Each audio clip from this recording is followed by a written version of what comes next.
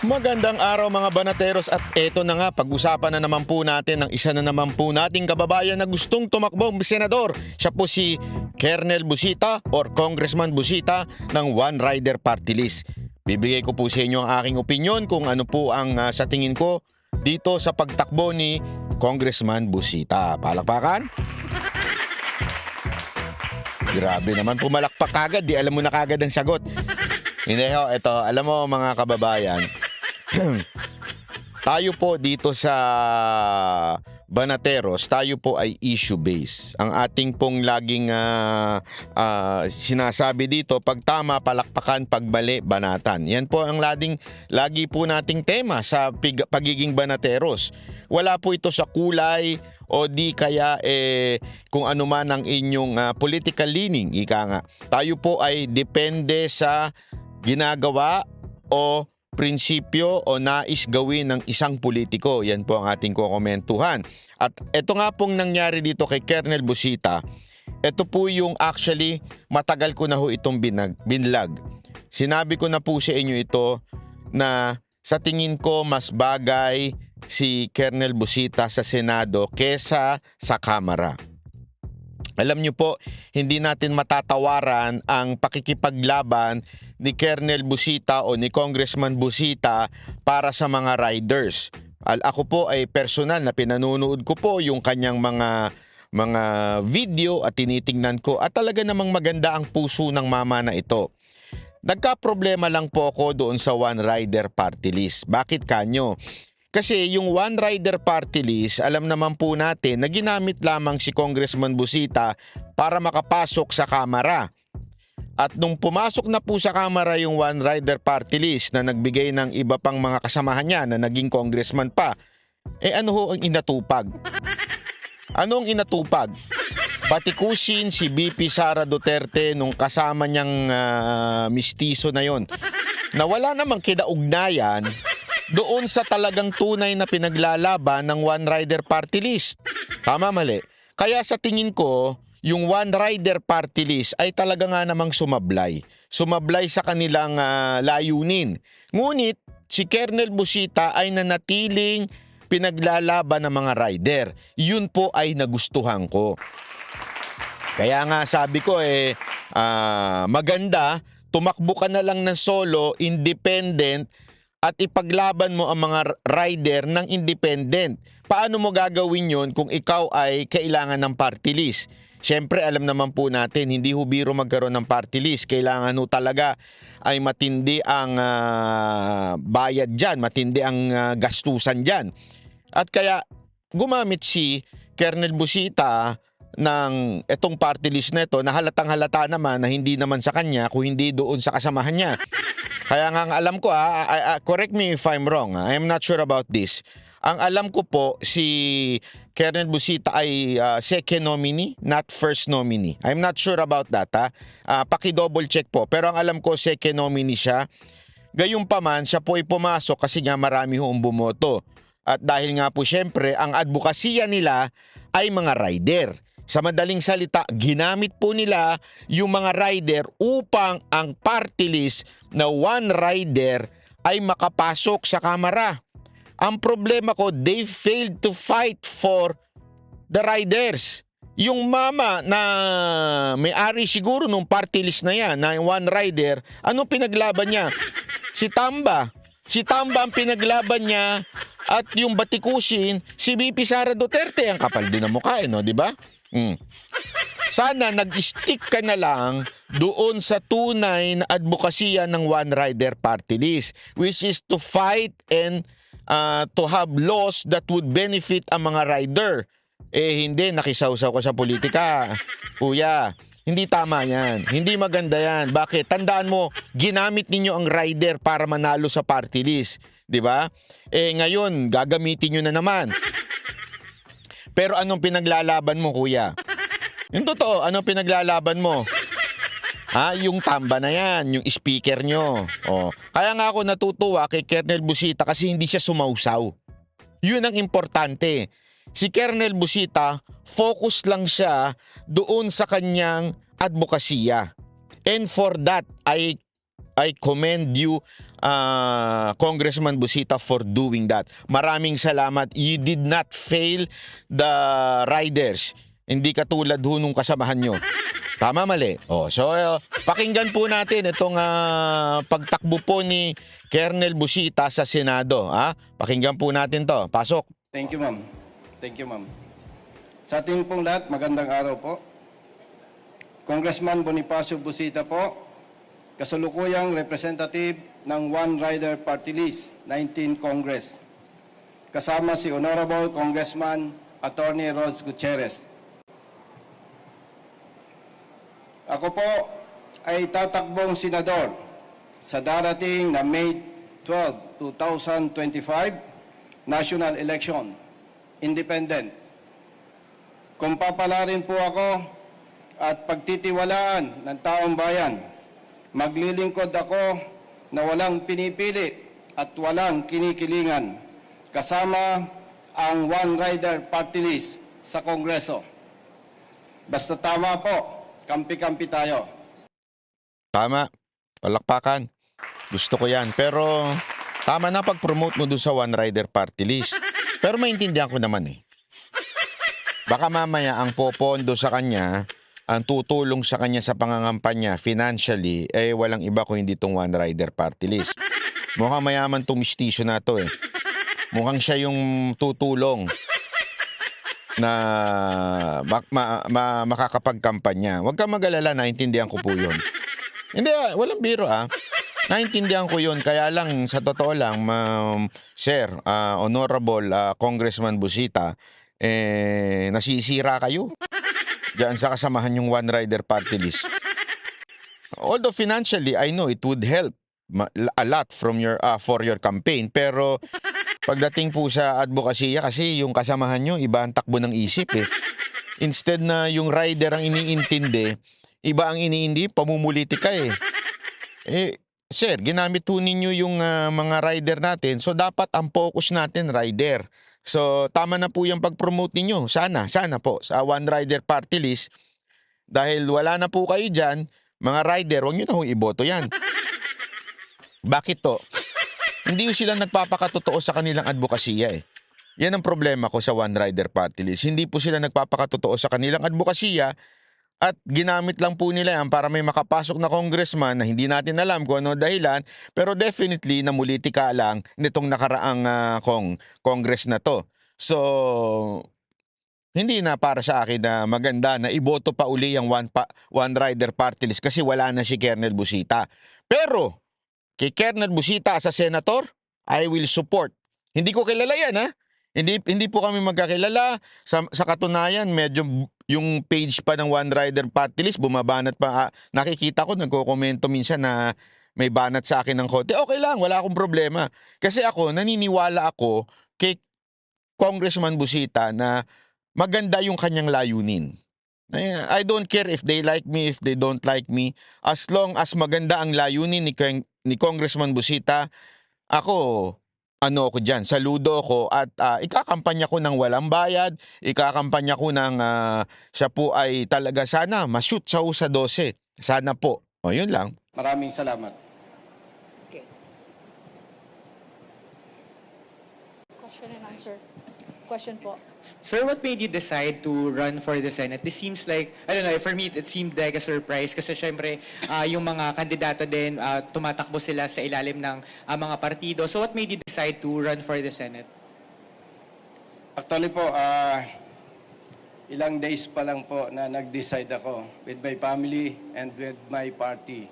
At siyempre po, bilang isang public servant, hindi po natin ibinabatay ang desisyon sa sarili lamang.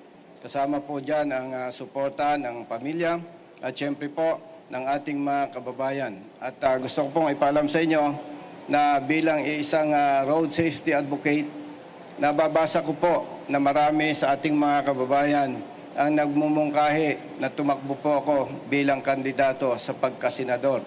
At yan po ay isa sa napakalaking basihan ng aking desisyon po, yung hinihiling po ng marami nating mga kababayan. Thank you, sir. Yeah, witness din ako dyan. Kasi kahit ako po Although, hindi mo naman masasabi na everyday rider po ako, pero dahil nagmumotor din po ako, nakikita ko din po yung minsan nagiging problema ng mga rider. Not talagang 100%, but somehow, nakikita ko talaga na medyo hindi ho maganda ang trato sa mga rider. Halimbawa na nga lang po, di ba? Paulit-ulit ko sinasabi ito eh. Pagdating po sa checkpoint, yung mga nakamotor lang ang chine-checkpoint. Yung kadalasan, yung mga kotse pinapago na. At lalong kadalasan, pag naka-big bike, pinago-go na. Lalo na kung ang gamit mo mga high-end na big bike. Pero pagka ikaw isang ordinaryong rider, talaga nga naman merong pagkiling ang ating mga kapulisan. Naniniwala ako talaga na malaki ang maitutulong ni Busita at maraming talagang nananawagan na siya ay tumakbo na lang senador. Alam nyo kung bakit? Kasi nga, alam naman natin na ang nagustuhan natin ay si Colonel Busita o si Congressman Busita at hindi yung party list. Ang problema kasi, hindi, maganda itong step na ito. Pero sana, yung sa mga nananawagang tumakbong senador, si Busita, wag yun na iboto yung one rider party list. Okay? Kasi wala na siya dun eh. Okay? Ang iboto, kasi sana, okay lang sana kung hindi namumuliti kayong kasama nito. Ang problema ko, namumuliti kayong kasama nito eh. Kaya tuloy sumasablay. So, sa mga rider dyan na nakikinig at manunood nito, di ba? Maganda yan, gagawin ni Congressman Busita, meron na tayong kakampi sa Senado kasi meron iba doon, rider lang pero kahit kailan hindi pinaglaban yung mga rider eh. Di ba? May mga ganun doon eh. Hindi ko nila sabihin kung sino. Pero ito kasi, kahit congressman po siya, tuloy-tuloy yung kanyang video na pinapakita niya yung mga mali na mga... Kasi totoo naman, ang dami talagang tulongges din ng mga enforcer. Totoo naman. Lalong-lalo na pagka local. Yung usually, mga local ang problema eh. Yung mga HPG, alam nila yung batas yung mga minsan LTO. Although may sumasablay din, pero more or less, ang talagang sumasablay na matindi dyan yung mga local traffic enforcer. Marami niyan talagang kutongero talaga. Kawawa yung mga rider Lalo na, syempre, alam nyo naman, ang trabaho niyan, hindi naman po ganun kataas ang sinasahod, di ba? So, maganda ito mga kababayan. Pasok. Follow up. Chair Yan Torres. Sir, magandang hapon. Sharian Torres po, ABS-CBN. Sir, ano ang pwede niyong i-offer bilang isang senatorial aspirant? Kunwari ako yung ang kaya ko pong i-offer, I love offering. Tuloy. Ang pwede ko pong i-offer bilang senatorial aspirant, nakita po natin na actually ako po ay nagsimula muna na maging representative ng One Rider Party List sapagkat nakita ko po na laganap ang aksidente sa ating bansa na kung saan maraming Pilipino po, libu-libong Pilipino ang namamatay sa road crashes at marami rin po ang naabuso at nabibiktima ng maling pagpapatupad ng batas. Sa mahigit almost 3 years po sa Kongreso, ako po ay nalulungkot sapagkat yung mga panukala po nating batas na magtataguyod ng kaligtasan at proteksyon ng mga motorista ay wala po akong pinalad na maipasa sa level ng Kongreso. At kung ako po ay papalarin at pagtitiwalaan po ng taong bayan, umaasa po ako na ito po na pangunahin nating advokasya, itong pagtataguyod ng kaligtasan at proteksyon ng mga motorista ay pangunahin, bibigyan ko po ng atensyon sa Senado. At alam ko rin po na makakatulong ang One Rider Party List dito sa aking advokasya. Gusto ko lamang pong ipaalam sa ating lahat na simula po noong 2006, advokasya ko na po ang magtaguyod ng kaligtasan ng mga motorista. Kung bakit po, bilang isang anak mahirap, alam ko po, itong libu-libong Pilipino na namamatay sa road crashes wherein more than 60% mga tatay at mga nanay, ito po ay nagdudulot ng perwisyo sa napakaraming pamilya, lalong-lalo na po sa mga bata na nauulila. At ako rin po ay naniniwala na wala namang batang nangangarap na maging masama at pabigat sa lipunan. Pero kung sila po ay nawawala ng tatay o nanay, malaki po ang porsyento na nasisira ang buhay at kinabukasan ng mga ito. At kung hindi po natin ito pipigilan, tiyak na tiyak po, higit na tataas ang krimen sa ating bansa sa darating na mga panahon. Kung bakit po higit na tataas ang bilang ng mga bata na nasisira ang buhay at kinabukasan. Kaya nga po, yung kasagutan ko po sa inyong katanungan, pangunahin bibigyan ko po ng attention itong pagsusulong ng batas na magtataguyod ng kaligtasan at protection ng mga kababayan nating mga motorista. Maraming Yon. So, ang tanong sa kanya kung pag naging senador siya, ano daw ba ang kanyang isusulong? Yun pa rin po ang kanyang isusulong. Protection po ng mga rider. Napaka-importante po kasi niyan kasi nga sinasabi niya, nire-relate niya doon sa pamilya. Yung mga magulang, pagka hindi na proteksyonan yung mga rider, disgrasya, namatay, kawawa ho yung anak. Tama po yan. Kasi alam nyo ngayon, napakalaking porsyento ng ating mga kababayan ang nagtatrabaho bilang isang delivery, 'di ba? From Grab to Lalamove, Food Panda o whatsoever, angkas, kung ano pa mang mga iba't ibang riding company, 'di ba? So ibig sabihin po noon, malaking bagay sa society natin na safe ang kanilang mga magulang. Kasi pag ang pamilya nabutasan, lalong-lalo na usually tatay yan doon napapariwara ang mga bata. Yun po yung punto ni Congressman Busita na kailangan talaga ng ride and safety ng ating mga kababayan. Tuloy natin. salamat po. Sir, i-follow up ko lang po. Clarify ko rin. Sabi niyo po kanina, tatakbo po kayo as independent. Bakit po hindi kayo kakargahin ng one rider? Considering na meron din mga senador tayo na galing sa mga party list groups kagaya or sectoral groups kagaya po ng mga nasa Akbayan o nasa Sibak. Independent po ako sa level ng Senado, na pagtakbo ng Senador. But then, mananatili po na magkasama po kami ng One Rider Party List. So, just to clarify, sir, ibig sabihin yung one rider is accredited as a party list group, pero hindi ba siya accredited as a national party? Ganun po ba kaya kayo tatakbong independent? Ano po to? Ito pong One Rider Party List. Okay, please. Kasi, Okay. Sorry, intervention ng tag team. Ayan na yung bida-bida. Yan na yung namumulitika. Ang aga naging nito, trapo, sa totoo lang.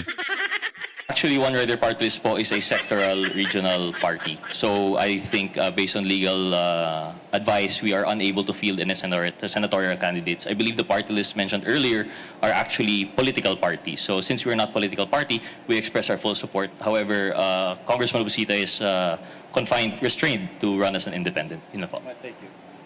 Thank you, Honorable Congressman Gutierrez. Thank you, sir. Ano pang puntalong? Okay. Tristan, Newswatch. Sir, given yung traffic, halimbawa sir, matagal ng problema ng mga tao, kayo po ba, anything new that you would like to pursue or offer po, kung halimbawa maluklok kayo sa Senado, meron po ba kayo naiisip na batas to address ito pong nararanasan ding traffic ng taong bayan? Yes, thank you, sir. Actually po, kung titingnan po natin, ang pangunahing dahilan po ng traffic natin, especially sa kamay nila po, ay yung volume ng vehicles. And bilang almost more than 30 years sa Philippine National Police at matagal po sa advokasya, ang nakikita po natin dyan, ang kailangan po talaga palakasin yung po bang enforcement, law enforcement, sapagkat kung titingnan po natin, marami sa ating mga kababayan ang nagsasabi na maraming motorista ang walang disiplina. At hindi naman po may tatanggi na mayroon din tayong mga law enforcers, even police officers, ay may tuturing na walang disiplina. Ibig pong sabihin, kailangan po nating palakasin yung tamang pagpapatupad ng batas. Dapat madisiplina po ang mga motorista, madisiplina ang mga law enforcement personnel para matiyak na may patupad ng tama ang batas. Sa ganung pamamaraan po, natitiyak po natin ito makakatulong po para gumaan ang daloy ng trapiko, especially dito sa Kamaynilaan. At So ang sagot niya sa traffic is right enforcement o yung tamang pag-enforce ng batas. Tama, pero kulang. Sa akin tama yon kasi sa totoo lang, napakarami na ho nating batas sa Pilipinas, hindi naman sinusunod. Yun lang yun eh.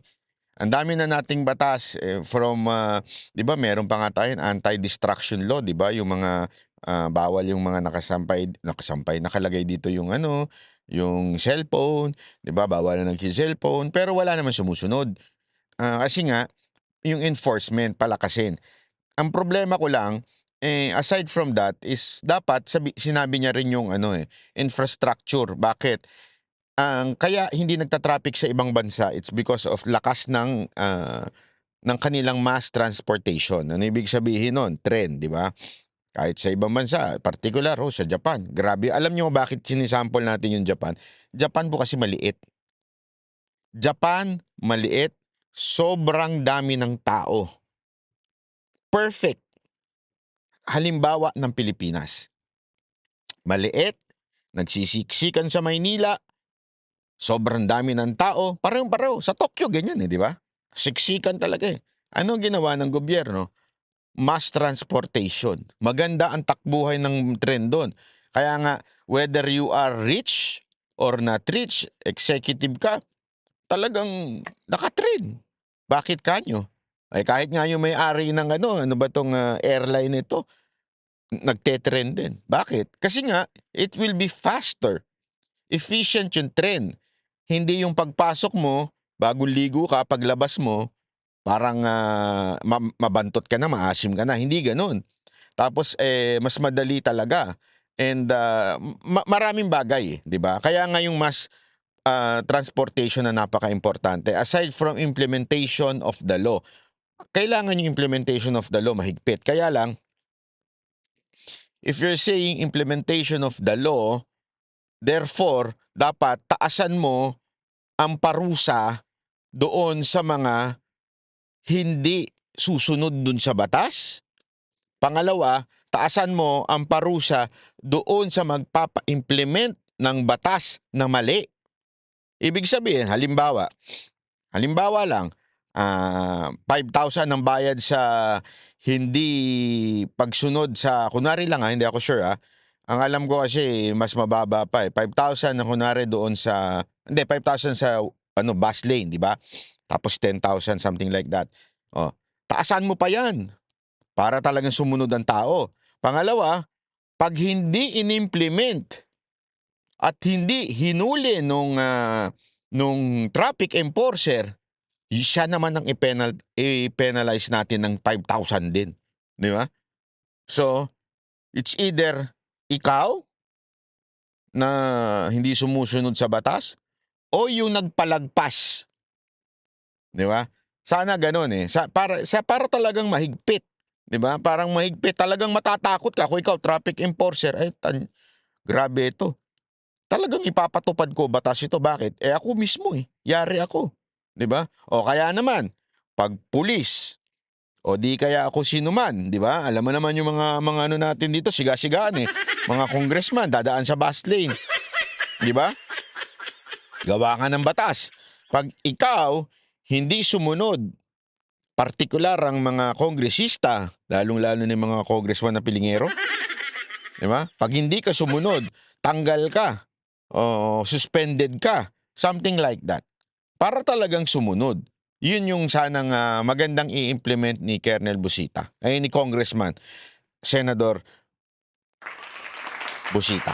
maliban po dyan, yung po pang mga infrastructure projects natin, Yun, yan, infrastructure projects. mga infrastruktura, ay masyadong limited na po ang space. Kaya yun na lamang po ang nakikita natin dapat pagtuunan ng pansin. Yung pong disiplina at education po ng ating mga motorista at ng mga law enforcement personnel. Maraming salamat, sir. Maraming salamat. Meron pa. One last question, Last John. po. Sir, sabi niyo matagal na po kayong road safety advocate.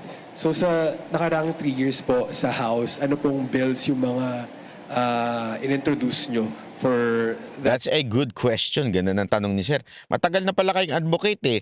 At nakailang term na rin kayo sa Congress. Ano ba nagawa nyo? Advocacy. Meron po tayo, ang pagunahing sinulong po natin sa ang House Bill 3366, Fair Traffic Apprehension Act.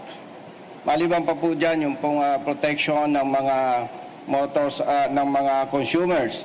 But unfortunately, nasabi ko sir kanina sa inyo, wala po tayong naipasang batas sa parte po ng Kongreso. Yan Yan ang sinasabi ko. Di ba? Tama si Sir eh. Kaya nga daw siya tatakbong senador na. Kasi nga, para mas malaki yung boses niya. That's correct. Pero itong problema ko dito, yan ang sinasabi ko sa inyo, walang silbi itong kasama niya. Na supposedly, okay sana yung sumipsip ka dun sa speaker, pero bigyan ka ng pagkakataon na ipasa yung batas na gusto mong ipasa. Kasi tandaan ninyo, ito problema sa setup sa Kamara eh. Sobrang dami nila. And you really have to convince your, alam mo yon, yung classmate mo, yung congressman na kasama mo, ikukumbinsi mo siya para i-priority na ito. Tapos, alam mo yon, ipasa na ito, gustuhin niya yung batas na ito. Ibig sabihin, you have to learn kung paano makisama. Kung hindi ka marunong makisama sa Kamara, wala mangyayari. Eh, ang problema ko ito, yung kasama nito, nakikisama naman kay Tamba. Tagahirit, tagabanat nga kay BP Sara Duterte. Di ba? Banat ang banat kay BP Sara Duterte. Gumalaw ba yung batas na supposedly ipinaglalaban nila, yung batas na minensyon ni Congressman Busita? Hindi. So, yung pagsipsip mo, ibig sabihin ay walang epekto doon sa supposedly gusto mong batas na may pasa. So ano yung, para saan yung pagsipsip mo? Proyekto? Hindi, ako nagtatanong lang ha. Para saan yung sumisipsip ka pa? Hindi kasi wala namang masama eh. I mean, kung kakailanganin mo talaga, mamuliti ka, you do it because you have something na gusto mo mangyari. Gusto mo kasi na maipasa tong batas ko, so I have to learn how to play it. Di ba? Talagang papakisamahan mo kahit di mga masasama ugali. Diba? Kahit yung mayabang, pakikisamahan mo. Bakit? Kasi gusto mo nga maipasa yung batas mo. Pero hindi eh. Isa nang galing na sa bibig ni Congressman Busita, walang nangyari, walang naipasa. So walang silbi yung pagsisip-sip nitong kasama niya. Tama, mali. Oh, di ba?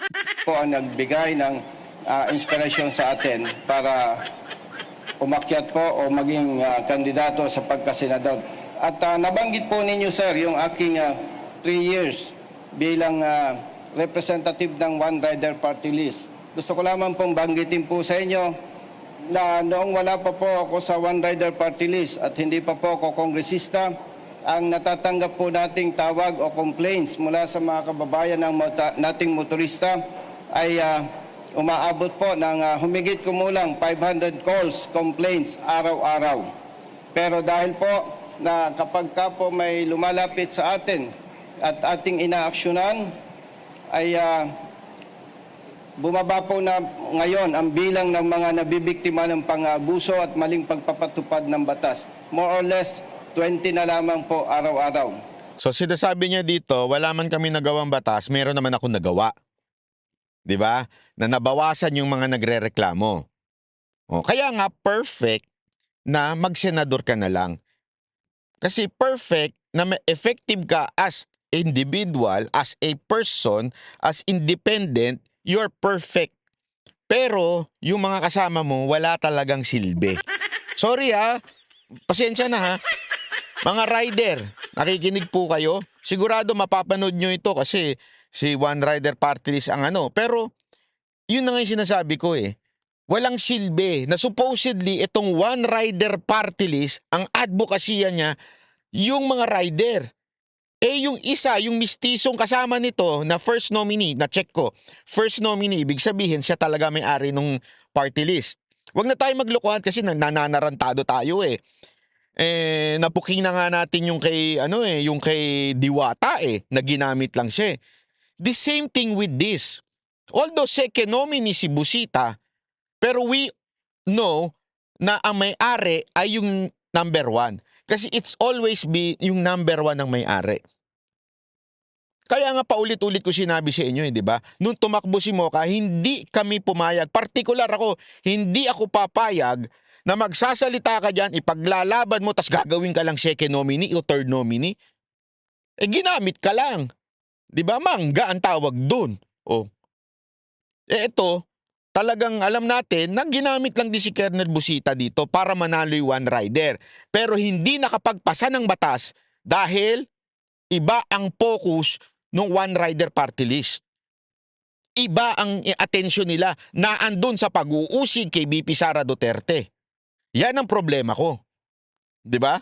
Kaya perfect na umalis na, hindi naman siya umaalis, sinasabi niya umalis kasama pa rin siya, pero perfect na humiwalay na ng takbo si Colonel Busita. Sana Colonel Busita, tama na yung pagbabayad ng utang mo dito sa mga kasama mo.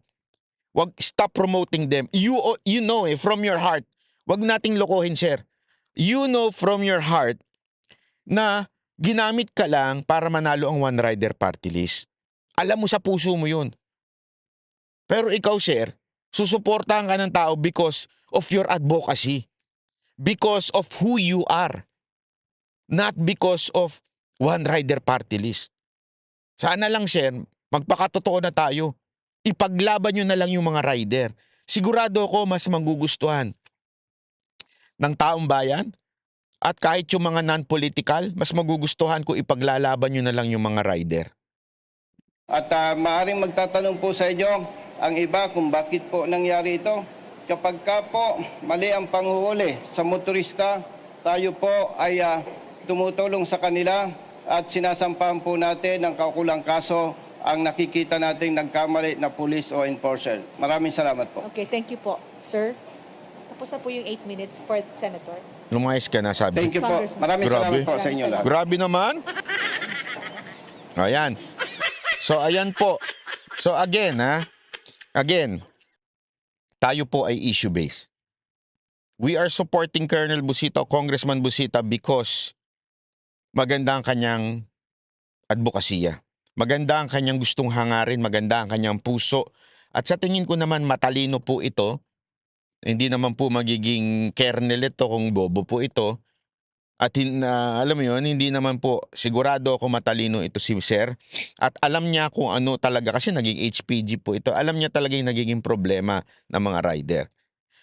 Sana lang you would stick, Congressman Busita, sana you would stick on fighting for the riders. Yung ating mga kababayan. Kasi alam naman natin, ang laking sektor nito sa ating bansa. And yet, nakakaligtaan sila, yung mga riders. We all know that. Huwag na ho tayong kasi kaya nga ho kayo sumikat dahil yung mga rider na ang laki nun ang laking community nun, napabayaan. So sana, sir, kasi marami dyan, di na ako magbabanggit, mga senador na ginamit yung mga rider pero hindi naman talaga pinaglaban yung mga rider. Ganyan kasi pag-eleksyon, pag-kampanya, gagamitin yung rider, gagamitin yung OFW, pero pag nakaupo na, nga. Tama, mali. Hindi na lang ako magsasalita, pero yun ang totoo. Ngayon, sana kayo po ay manatili dyan sa advokasya nyo na yan. Kasi kakampihan talaga kayo ng taong bayan pagka nanatili kayo dyan. And, sir, tama na po yung sa one rider.